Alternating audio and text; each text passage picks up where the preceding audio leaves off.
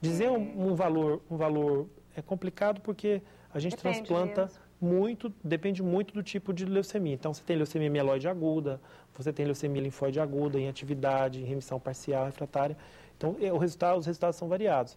Mas, para você ter uma ideia, determinadas doenças, como uma leucemia mieloide aguda em primeira ou segunda remissão, uma sobrevida de 60% a 70% em 5 anos, pelo menos. Ou seja, 60% a 70% dos pacientes estarão vivos em 5 anos, o que há pouco tempo atrás isso não era factível. Quando uma pessoa recebe a doação da medula óssea e isso é rejeitado, o que acontece com isso? É uma situação rara de acontecer, porque o mais comum é a medula infundida atacar o organismo, que é uma doença chamada doença do enxerto contra o hospedeiro. É como se fosse autoimune? Na verdade, é uma reação que a gente não chama de auto, mas de aloimune, porque veio de outro. É verdade. Então, essa reação, na verdade, ela acaba também curando o paciente, porque a gente sabe que quando tem essa reação, o que cura o paciente não é só a quimio ou a radioterapia, mas a reação imunológica das células do doador, que reconstitui a medula, mas também destroem a célula tumoral. Então, é como se fosse uma atividade imunológica dessa célula, como se fosse, não, é uma atividade imunológica da célula do doador contra o sistema tumoral. Nossa, aí a coisa fica feia, né? E se o paciente tem é uma rejeição ao contrário, que é a atividade da célula do doador contra o receptor. Entendi. Porque quando acontece rejeição do receptor contra a célula, a medula para de funcionar, e aí você pode ter duas situações, ou a doença volta, ou essa medula fica aplásica, ou seja, não funciona, e aí você tem um problema para resolver. E quando a pessoa recebe a doação da medula óssea, a princípio deu tudo certo, ele começa a fabricar sua fábrica de sangue, volta a funcionar, mas de repente volta. A doença. A gente tem algumas estratégias interessantes. Primeiro, a gente investiga o paciente muito precocemente para recidiva, não mais no hemograma, mas a gente faz um mielograma, a gente faz alguns exames e você consegue ver já o aparecimento muito precoce da doença. Você retira a imunossupressão, ou seja, os imunossupressores, como ciclosporina, tacrolimus, colhe... São medicamentos, viu, gente? E retira só os linfócitos do doador. Coloca ele na máquina e infunde aqueles linfócitos. Aqueles linfócitos são capazes, às vezes, de colocar em remissão. A gente tem alguns pacientes que entraram em remissão e estão em 1, 2, 3 anos pós-infusão de linfócitos. O tratamento da leucemia tão evoluído assim, não tem muito tempo não, né, doutor? Na verdade, os primeiros transplantes realizados foram na década de 60, né? Mas que tem evoluído muito nos últimos 10, 15 anos, com os anticorpos monoclonais, condicionamentos, ou seja, regimes que protegem mais o receptor durante o preparo para receber a medula, alguns agentes imunossupressores que não causem tanta lesão renal, lesão hepática. Nossa, então coitado existe desse pessoal. Muita criancinha com leucemia também, né? Graças a Deus, as leucemias, principalmente as linfóides, que é uma outra doença, diferente do adulto, é uma doença curável na maior parte das vezes. Mas que também, se persiste a doença, é candidata a transplante. O que se faz quando não existe um doador compatível? Morre? Existe essa situação com certa frequência, né? Hoje, com a ligação entre esses bancos internacionais, a gente está vendo isso com menor frequência, mas existem novos quimioterápicos, novos anticorpos monoclonais, novas medicações que agem diretamente no DNA, que podem, no mínimo, aumentar a sobrevida desses pacientes. Doutor, o senhor falou que 2006?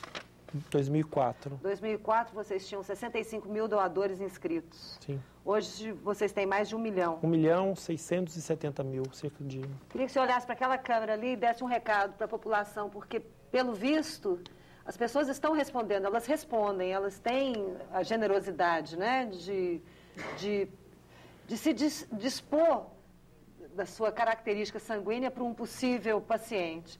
Eu queria que você desse um recadinho.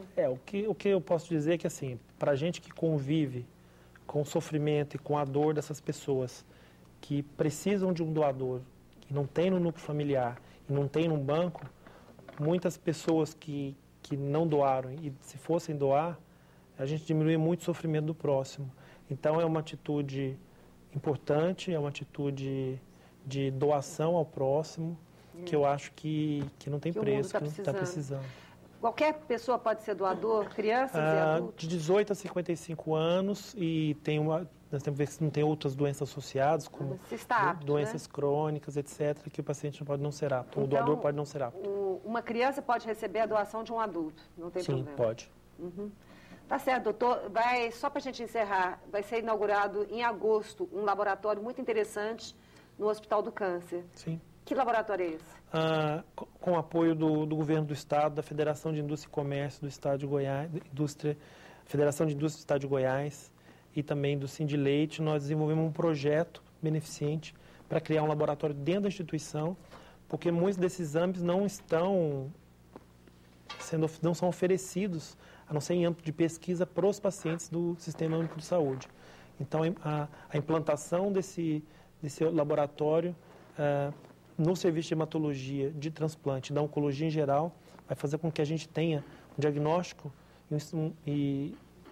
mais adequado, mais acurado, a possibilidade de a gente fazer alguns testes prognósticos e principalmente para acompanhamento dos nossos pacientes transplantados. Então, é um avanço para Goiás? É um avanço para o hospital, um avanço para aqueles pacientes que não têm condição e que precisam desse tipo de exame. Ok.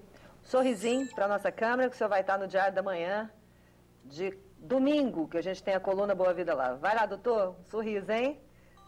Ok. Domingo no Diário da Manhã, não esquece de comprar. Obrigado. Não, tá?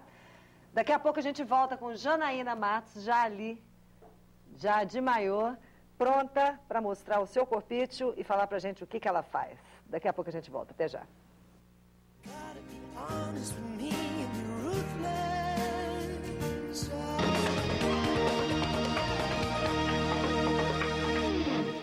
Estamos de volta ao vivo e eu quero mandar um beijo, mais um beijo muito especial para a Tânia Silva.